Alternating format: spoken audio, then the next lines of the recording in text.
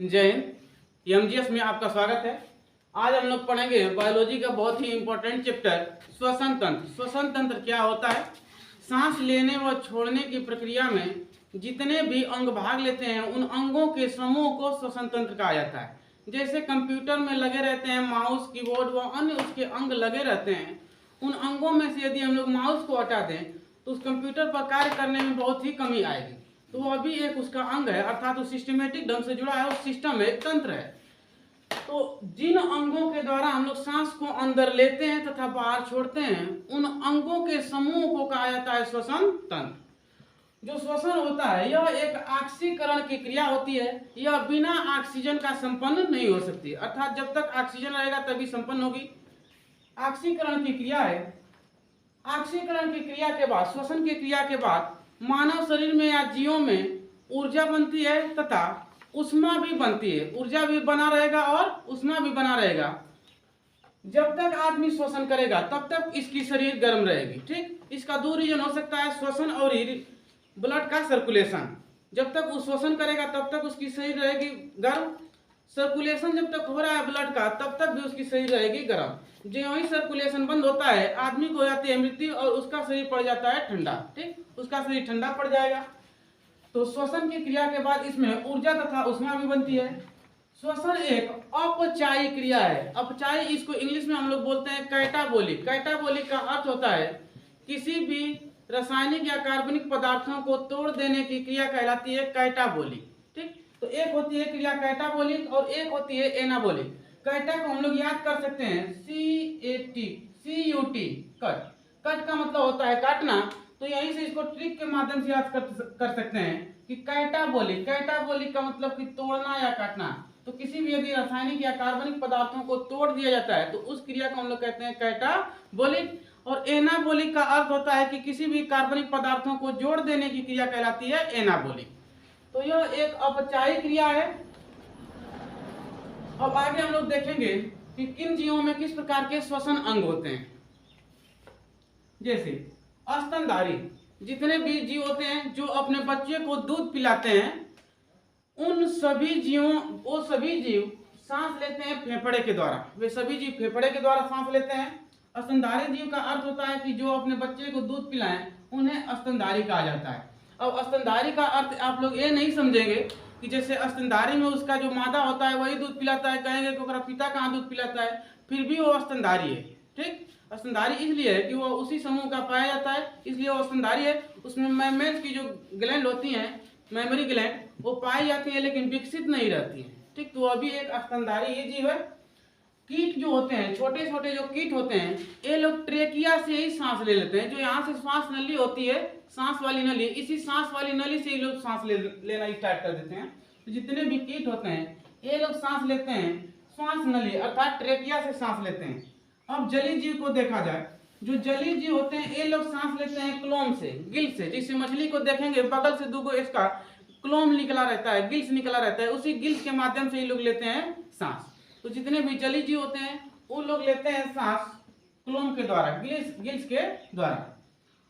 मेढक, मेढक की जो अवस्था होती है, तीन अवस्थाओं में सांस लेता है। यदि मेढक जल में है तो जल में जब मेढक रहेगा तो यह श्वसन करता है फेफड़े के द्वारा।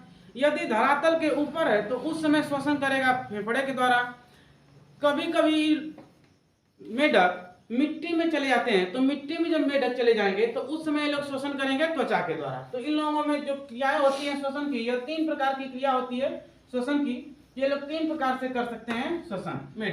मेढक की जो बच्चे की अवस्था होती है, जब मेढक बहुत ही छोटा होता है तो उसकी अवस्था में इसको कहा जाता है टेडपोल। ये जो टेडपोल होता है अपने बचपना में ही मछली की आकृति का रहता है। इसका जो आकार रहता है वो मछली जैसे रहता है।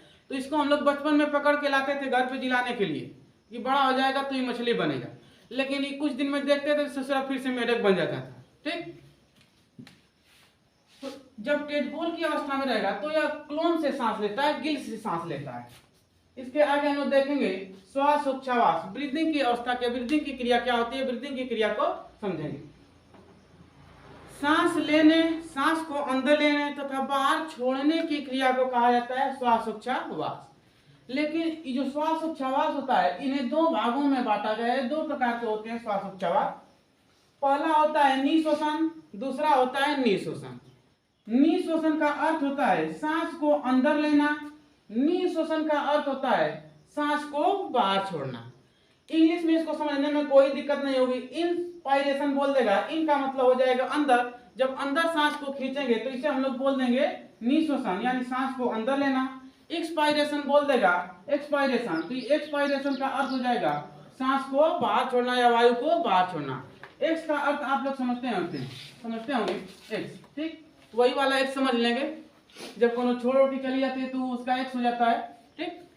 तो वही वाला जो एक्स होता है, यानी हाथ उस समय तीर जो है हाथ से निकल गई रहती है, यानी वो अपने से दूर हो गई रहती है। वो जब दूर चली जाती है तो उसको हम लोग कहेंगे कि बाहर निकल जाना। तो ये हो गया एक्सपायरेशन। अब ये जो दोनों क्रियाएं होती हैं, इनमें कितना सांस लिया जाता है अंदर तथा कितना बाहर छोड़ा जाता है, इसको भी देखा जाएगा। श्वसन की क्रिया में जब आदमी सांस लेता है तो कितना परसेंट अंदर लेगा इस श्वसन की क्रिया में गैसों को। जितना वायुमंडल में पाया जाएगी गैसें, उतना ही प्रतिशत में मानव अपने अंदर सांसों को एब्जॉर्बेशन करेगा, उतना ही आदमी अपने अंदर खींच सकता है, कोई भी जीव खींच सकता है। तो वायुमंडल में जितनी गैसें पाई जाती हैं, वायुमंडल में पाई जाती है नाइट्रोजन 78%, ऑक्सीजन पाया जाता है 21%, कार्बन डाइऑक्साइड पाया जाता है 0.03%, एक भी प्रतिशत के बराबर नहीं है।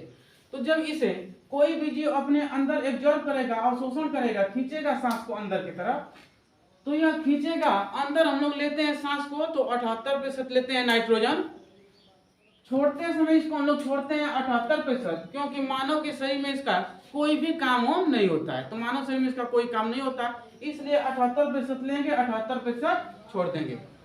ऑक्सीजन जो होता है, ऑक्सीजन लेंगे, वायुमंडल में पाया जाता है 21%, तो 21% लेंगे और 21% छोड़ भी देंगे। 21% लेंगे और 17% छोड़ते हैं, क्योंकि ऑक्सीजन की आवश्यकता होती है शरीर को। तो 21% लेंगे और छोड़ते समय 17% छोड़ते हैं। कार्बन की जो कार्बन डाइऑक्साइड की मात्रा है, ये कार्बन डाइऑक्साइड की मात्रा होती है 0.03%, लेकिन इसको जब छोड़ेंगे तो यहीं का मामला समझेंगे। कार्बन डाइऑक्साइड को छोड़ते समय छोड़ते हैं हम लोग 4%। ये 4% तो होता है, यहाँ पर लिखा गया 4%, ये वास्तव में होता है 4.6%, ठीक। छोड़ते समय छोड़ेंगे 4.6%, लेकिन जब लेते हैं तो अंदर लेंगे कार्बन डाइऑक्साइड 0.03%। अब देखिए, सांस लेते समय हम लोग नाइट्रोजन लिए 78%, जब बाहर छोड़े तो कितना छोड़ दिए 78%। इसकी कोई आवश्यकता नहीं थी हमारे शरीर में। ऑक्सीजन लिए तो अंदर खींचे 21%, ऑक्सीजन की शरीर में आवश्यकता है, तो इसमें से जब छोड़ते समय निःश्वसन किया गया, एक्सपायरेशन किया गया, तो इसमें से छोड़ दिया गया ऑक्सीजन 17% बाहर। कार्बन डाइऑक्साइड लिया गया 0.03%, बाहर छोड़ते समय छोड़ दिया गया 4%, ठीक। तो इस मामले को आप लोग याद रखेंगे कि नाइट्रोजन लेंगे हम लोग तो जितना वायुमंडल में पाए जाते हैं नाइट्रोजन, उतना नाइट्रोजन लेंगे। 78% पाया गया, 78% खींचे, बाहर छोड़ दिए 78%। मानव शरीर में इसका कोई काम नहीं है। ऑक्सीजन लिए बाहर से अंदर की तरफ 21%, छोड़ दिए 17%। कार्बन डाइऑक्साइड लिए 0.03%। तो इस श्वसन की क्रिया में होता है एक अपचायी की क्रिया, कैटाबोलिक क्रिया, तो जिसके कारण इमेज बन जाता है कार्बन डाइऑक्साइड। तो यह जो ऑक्सीजन रहता है 4%, यही आकर मिलाकर बन जाता है 4%। अगर कहीं पर ट्रिक में दिया हो, यदि ऑप्शन में के क्वेश्चन में दिया हो 4% और 4.6%, तो आप लोग उस समय इसको ट्रिक करेंगे 4.6% को, ठीक। यह जो एक्सपायरेशन होते समय होता है तो 4.6% निकलता है कार्बन डाइऑक्साइड। फिर से इसको एक बार रिवीजन करेंगे। यदि नाइट्रोजन लेंगे तो 78%, छोड़ेंगे तो 78%, ऑक्सीजन लेंगे तो 21%, छोड़ेंगे 17%, कार्बन डाइऑक्साइड लेंगे 0.03%, छोड़ते समय छोड़ेंगे इसे 4%। तब तक आप लोग एक स्क्रीनशॉट ले लेंगे। अब हम लोग देखेंगे श्वसन मार्ग। श्वसन मार्ग किसे कहते हैं? वायु जिस मार्ग का अनुसरण करती है उस मार्ग को श्वसन मार्ग कहा जाता है। अर्थात जितना भी हम लोग वायु अंदर खींचते हैं, जिन जिन मार्गों में जाती है उन मार्गों को ही कहा जाता है वायु मार्ग। ये जो वायु मार्ग होते हैं मानव में या स्तनधारियों में मुख्यतः 10 प्रकार के होते हैं। इनके 10 भाग होते हैं। इनके 10 भागों में देखेंगे, एक होता है नासा कपाट, नासा छिद्र, नासा कपाट, ग्रसनी, स्वरतंत्र, श्वास नली, ब्रोंकाई, ब्रोंकियोलस, वायुकोश, रक्त, इसके बाद पहुंच जाएगा कोशिका में। तो नासा छिद्र को देखें क्या होता है। नासा छिद्र, ये जो नाक का दोनों छिद्र दिखाई देता है, इसी नाक के छिद्र को हम लोग कहते हैं नासा छिद्र। इस नासा छिद्र में छोटे छोटे बाल जमे होते हैं जो बाहर से आने वाले धूल कणों को अंदर प्रवेश नहीं करने देते हैं। इसी छिद्र को कहा जाता है नासा छिद्र। इसके ऊपर देखें तो ये होता है नासा कपाट। इसमें एक उपास्थि लगी होती है, इसी पर मारने से बहुत तेजी से चोट लगता है। तो इस भाग को हम लोग कहते हैं नासा कपाट। नासा छिद्र, नासा कपाट। अंदर जाएंगे मुंह में, ये खाली वाला भाग को हम लोग कहते हैं फायरिंग्स। जहां पर भोजन भी जाएगा और वायु भी जाएगा उस वाले भाग को हम लोग बोलते हैं फायरिंग्स। तो मुंह में जो इसको हम लोग भोजपुरी में कहते हैं हल्ला, ठीक। तो ये खाली वाला भाग होता है, इसको हम लोग बोलते हैं फायरिंग्स, खाली वाला। हाँ, जहाँ पे वायु भी जाएगा और भोजन भी जाएगा, इस वाले भाग को बोला जाता है फायरिंग्स। तो नासा छिद्र, नासा कपाट, ग्रसनी। ये जो नासा छिद्र होता है, नासा छिद्र में जितने भी बाल होते हैं, बाल धूल कणों को रोकते हैं। यदि धूल कण को बाल नहीं रोक पाते हैं नाक के बाल, तो इसके ऊपर पाए जाते हैं नासा कपाट। नासा कपाट में एक चिपचिपा पदार्थ लगा रहता है। उस चिपचिपा पदार्थ को कहा जाता है म्यूकस। यह म्यूकस एकदम थेथा टाइप का जो धूल कण रहता है उसको चिपकाने का काम कर लेता है। एकदम जो चाहेगा कि अंदर प्रवेश कर ले तो जाके उसी में चिपक जाता है। अब कुछ दिन के बाद वो देखेंगे तो सूख के हो जाता है काला जैसे। जब काला जैसे हो जाता है तो आदमी नाक में ढील के उंगली और निकाल देता है, तो एक सब कहते हैं नकटी।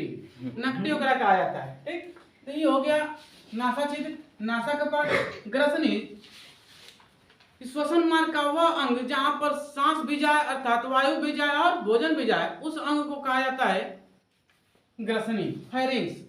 तो यह हो गया जो फायरिंग्स है, यह फायरिंग्स वाला भाग है। इसके बाद हम लोग आते हैं लैरिंग्स, ठीक। स्वर तंत्र, स्वर तंत्र जो होता है ये होता है स्वर तंत्र। यहाँ का भाग, इसी को आप लोग दबाएंगे तो यहाँ से आवाज आना बंद हो जाती है, ठीक। इसे हम लोग कहते हैं स्वर तंत्र। तो ये हो गया स्वर तंत्र। स्वर तंत्र के बाद श्वास नली, ये जो श्वास नली होती है, इसी श्वास नली के द्वारा वायु जाता है अंदर की तरफ। ये जो श्वास नली है इसको इंग्लिश में कहेंगे हम लोग ट्रेकिया। इसी ट्रेकिया के द्वारा जो कीट होते हैं अंदर की तरफ अपने में श्वसन करते हैं। कीटों में होता है ट्रेकिया के द्वारा श्वसन। तो जो ट्रेकिया होता है, इस ट्रेकिया में कार्टिलेज की उपास्थि, कार्टिलेज लगा रहता है। अर्थात ये जो नली होती है इस नली में लगा रहता है कार्टिलेज। एक या भी उपास्थि होती है, हड्डी का है एक रूप होती है, लेकिन उसका एक कमजोर वाली हड्डी होती है, इसमें लचीलापन होता है, इसलिए इसे कहते हैं हम लोग उपास्थि। हड्डी दो प्रकार की, एक अस्थि, एक दूसरा होता है उपास्थि। तो ये जो उपास्थि होती है इसी में लगा रहता है। तो उपास्थि इसलिए इस लगा रहता है ट्रेकिया में कि जब आदमी अंदर की तरफ सांस खींचे तो खींचने के बाद ये जो नली है, ये नली पिचके उचके ना, यदि आपस में पिचक के सट गई तो आदमी से यदि सांस खींच रहा है, यदि पिचक गई तो सट जाएगा। जब सट जाएगा तो आदमी अंदर की तरफ सांस खींच ना पाएगा। जब आदमी अंदर की तरफ सांस नहीं खींच पाएगा तो आदमी की हो जाएगी मृत्यु। तो ये हो गया ट्रेकिया। ट्रेकिया में लगे रहते हैं सी टाइप के कार्टिलेज, अर्थात सी टाइप का इसमें उपास्थि लगा रहता है। उपास्थि को उसी को इंग्लिश में बोला जाता है कार्टिलेज। यह जो कार्टिलेज यह जो ट्रेकिया होती है, ट्रेकिया जब आगे की तरफ जाकर फेफड़े में प्रवेश करती है तो दो भागों में बढ़ जाती है। जब दो भागों में बढ़ जाती है तो इसका नाम होता है ब्रोंकियाई। ये हो गया ब्रोंकियाई। ब्रोंकियाई छोटे छोटे आगे भागों में चलकर बदल जाता है ब्रोंकियोलस में। तो ये बदल गए ब्रोंकियोलस में, ये छोटे छोटे नलियां हो जाती हैं, छोटे छोटे नलियां। ये छोटे छोटे नलियों के अगले वाले भाग पे जाकर बन जाता है वायु को, जिसे एल्वियली कहा जाता है। तो पहले आया नासा छिद्र, नासा कपाट, फायरिंग्स, लैरिंग्स, ट्रेकिया। ट्रेकिया के बाद आ गया ब्रोंकाई। ब्रोंकाई है कई भागों में बढ़ जाएगा तो ब्रोंकियोलस। ब्रोंकियोलस के बाद यह बटेगा एल्वियली में, अर्थात वायुकोश में बढ़ जाएगा। यह हो गया वायुकोश। अब वायुकोश में भरे रहते हैं रक्त। तो जो रक्त होते हैं, तो यहाँ तक हम लोग जान लिए नासा छिद्र, नासा कपाट, ग्रसनी, स्वर तंत्र, श्वास नली, ब्रोंकाई, ब्रोंकियोलस, वायुकोश। इसके बाद जो वायुकोश होता है जिसे एल्वियली कहते हैं, इस एल्वियली में रक्त भरे रहते हैं, ब्लड, जो ब्लड भरे रहते हैं, तो ब्लड में पाए जाते हैं हीमोग्लोबिन, Hb, हीमोग्लोबिन। यह हीमोग्लोबिन आए हुए बाहर से ऑक्सीजन को अपने ऊपर बैठाकर सारे कोशिकाओं तक पहुंचाते हैं। तो पहले आ जाएगा अब ब्लड में जब आएगा ऑक्सीजन, तो ब्लड का हीमोग्लोबिन, ब्लड का जो हीमोग्लोबिन होता है, इसमें से ऑक्सीजन को छानेगा फेफड़ा और ऑक्सीजन को लेकर ये पहुंचा देगा कोशिका के सभी कोशिकांगों तक। जब कोशिकांगों तक पहुंचाएगा तो यह कोशिका में पहुंच जाता है माइटोकांड्रिया के पास। तो माइटोकांड्रिया में भी शोषण होता है, जिस शोषण को कहा जाता है क्रेब्स चक्र, जिस चक्र का खोज किया था क्रेब्स नामक वैज्ञानिक ने। तब तक आप लोग इसका एक स्क्रीनशॉट ले लेंगे, आगे हम लोग देखेंगे इसमें सहायता कैसे होती है। चलिए श्वसन मार्ग में देखेंगे, श्वसन मार्ग में सहायता कौन कौन से अंग करते हैं। तो 70% सहायता डायाफ्राम करता है। इस फेफड़े के नीचे जो लगा रहता है हृदय खांच, इसको हिंदी में बोलते हैं हृदय खांच, इंग्लिश इसका होता है डायाफ्राम। ये जो डायाफ्राम होता है एक मांस का टुकड़ा होता है। इस मांस के टुकड़ा जो होता है यह सांस लेने में 70% बार काम करता है, सहायता करता है फेफड़े का। जब आदमी सांस को अंदर की तरफ खींचेगा तो यह डायाफ्राम दब जाएगा नीचे की तरफ। जो ही दबेगा नीचे की तरफ तो जो फेफड़ा है फूल जाएगा। जो फूलेगा तो एल्वियली, जितने भी एल्वियली हैं सब में भर जाएगा वायु। जब ये ऊपर की तरफ उठाएगा, जो ही इसको नीचे से धक्का देगा तो जितने भी एल्वियली हैं पिचक जाएंगे और पिचकने के बाद वायु निकल जाएगा बाहर की तरफ। तो जब ये डायाफ्राम आया ऊपर से नीचे तो इसमें भर गया वायु। जब डायाफ्राम इसको नीचे से ऊपर की तरफ भेजा तब वायु निकल गए बाहर। तो डायाफ्राम भाग काम करता है, सहायता करता है श्वसन में। 70% भाग काम करता है श्वसन में, 70% सहायता करता है। अब इसको हम लोग देखेंगे कि जो श्वसन करते हैं, श्वसन कितने भागों में, श्वसन के जो भाग होते हैं, यह श्वसन होता किसे। तो शोषण करते समय ये जो ग्रसनी होती है, ग्रसनी के पास ही एक पाया जाता है इपिग्लोटिस। इपिग्लोटिस, ये जो इपिग्लोटिस होता है, ये जो ग्रसनी होती है, ग्रसनी एक ऐसा श्वसन का भाग होता है, श्वसन का एक अंग होता है जहां पर भोजन भी आएगा और सांस भी आता है। तो यहीं पर एक बीच में लगा रहता है इपिग्लोटिस। जो इपिग्लोटिस होता है इसका कनेक्शन होता है ब्रेन से, ब्रेन से इसका कनेक्शन होता है। और इसको इतना पता रहता है जब जितना ब्रेन सूचना पहुंचाएगा कि जब वायु आ रहा है तो इसमें दो मार्ग, एक हो गया ई आहार नाल, ये हो गया श्वास नली। ये जो इपिग्लोटिस है, इपिग्लोटिस यदि सांस आ रही है तो इसको इपिग्लोटिस को पता रहता है कि सांस आ रही है तो इसको भेजना है हमको वायु कोश में। ठीक, अब वायु वाला में भेजना है, इस फेफड़े वाला में भेज देना है, फेफड़े वाले भाग में। तो यह काम करता है इपिग्लोटिस। तो यह काम कैसे करता है कि यह जो यहाँ पे इपिग्लोटिस लगा हुआ है, इपिग्लोटिस हो गया या इपोग्लोटिस, यदि आदमी भोजन करता है तो भोजन करते समय होता क्या है कि यह श्वास नाली नलिया को जाके बंद कर देता है। तो ऐसा इसको पता नहीं रहता है, इसको सूचना देता है मस्तिष्क। जब मस्तिष्क सूचना देता है कि आदमी खाना खा रहा है, जाओ तुरंत श्वास वाली नली को बंद कर दो। जब श्वास वाली नलिया को बंद कर देता है तो ये श्वास वाली नली हो जाएगी बंद, ये खाना चला जाएगा भोजन वाली नली में। ठीक, ऊपर से आएगा तो चला जाएगा भोजन वाली नली में, खाना रहेगा तो खाना वाली नली में, उसको हम लोग बोलेंगे आहार नाल। ठीक, यदि वायु आ रहा है तो यह आहार नाल को बंद कर देता है, चला जाता है फेफड़ा में। कभी कभी आदमी किसी खाना खाते समय कुछ याद करने लगता है या किसी दूसरे को याद करने लगता है। जब किसी दूसरे को याद करने लगता है तो मस्तिष्क का काम करना उसमें भुला जाता है। अब याद में किसी के खोए रहेगा, वाह कितना बढ़िया थी। अब वो समय जब ये खोया रहेगा उसके याद में, तो ये होता क्या है कि इपिग्लोटिस जब वो भोजन करता भी रहेगा और याद भी करता रहेगा, भोजन करता है याद भी कर रहा है। अब इपिग्लोटिस को पता नहीं है कि भोजनमा को हम लोग किस मार्ग में भेज दे, श्वसन मार्ग में भेज दे या आहार नाल में भेज दे। और ये तुरंत वहां पर लगता है परेशान होने, तुरंत वो मस्तिष्क को सूचना भेजेगा, अरे हम मुड़े किधर को, ठीक, श्वास नली को बंद करें कि आहार नली को बंद करें। अब ये बाई चांस होता है ऐसा कि यदि इधर से लिया भोजन, जब भोजन लिया तो ये बंद कर देता है भैया आने वाले भोजन वाली नलिया में इपिग्लोटिस आहार नाल को बंद कर देता है। आहार नाल को जब बंद कर देता है तो भोजन चला जाता है श्वास नली में। सांस लेने वाली नली में चला जाता है।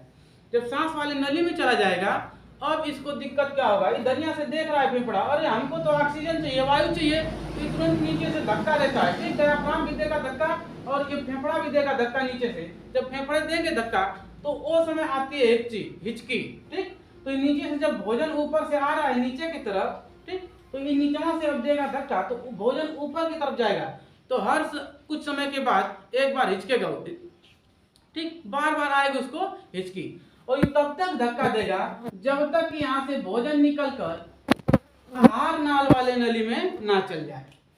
तो ये हो गया एपिग्लोटिस के कार्य।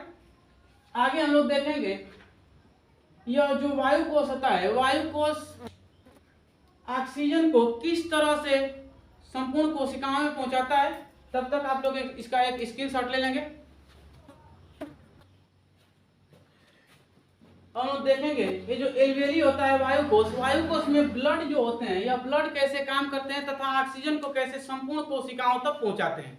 जब आदमी श्वसन की क्रिया करेगा तो श्वसन की क्रिया करने के बाद यह वायु आ जाता है एल्वेली में अर्थात वायु कोश में। तो जो वायु कोश होता है एक गुब्बारे जैसी इसकी छोटी छोटी संरचना होती है और इसमें भरे रहते हैं ब्लड के अंदर पाया जाता है एचबी, हीमोग्लोबिन जिसे कहा जाता है। यह हीमोग्लोबिन का काम होता है कि ऑक्सीजन का तथा कार्बन डाइऑक्साइड का परिवहन करना।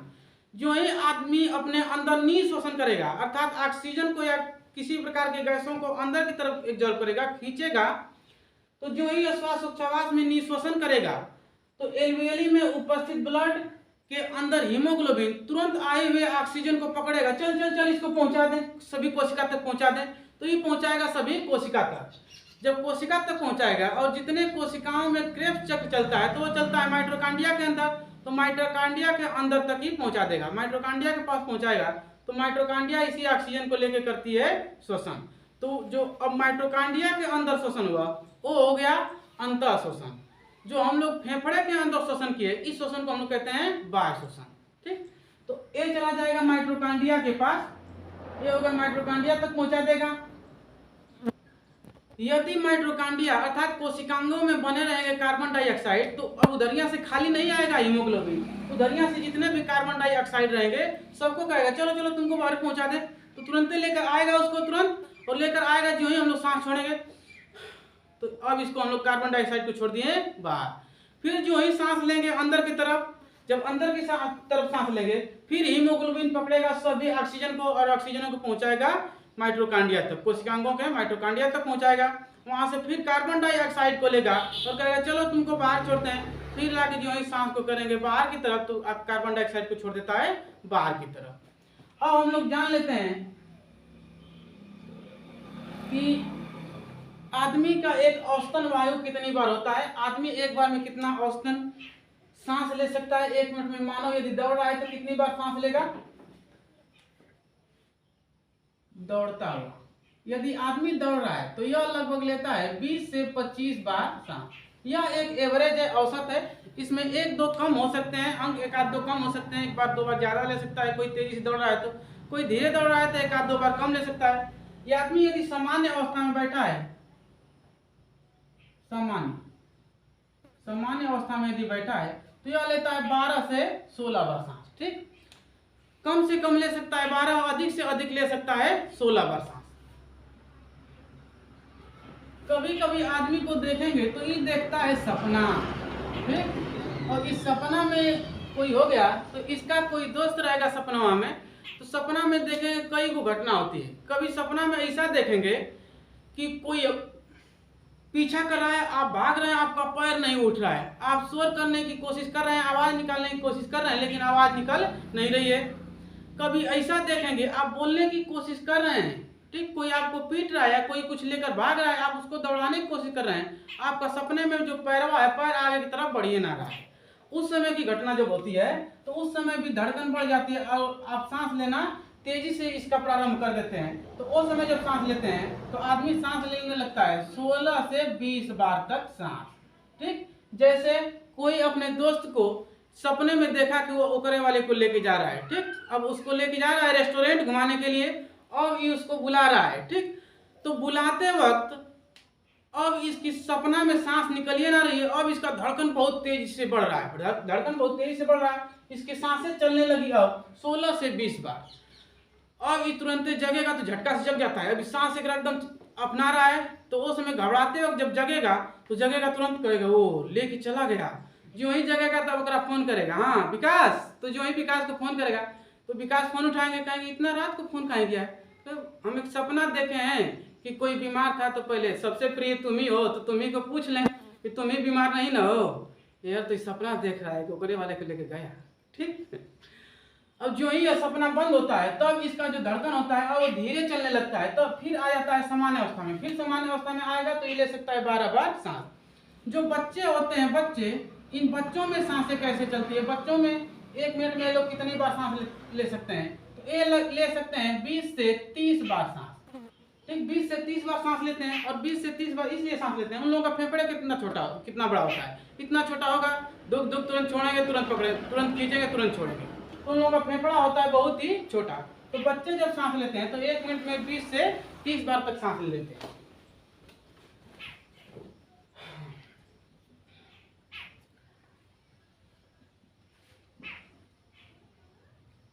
आगे हम लोग देखते हैं कुछ मशीनों के बारे में, तब तक आप लोग इसका एक स्क्रीनशॉट ले लेंगे।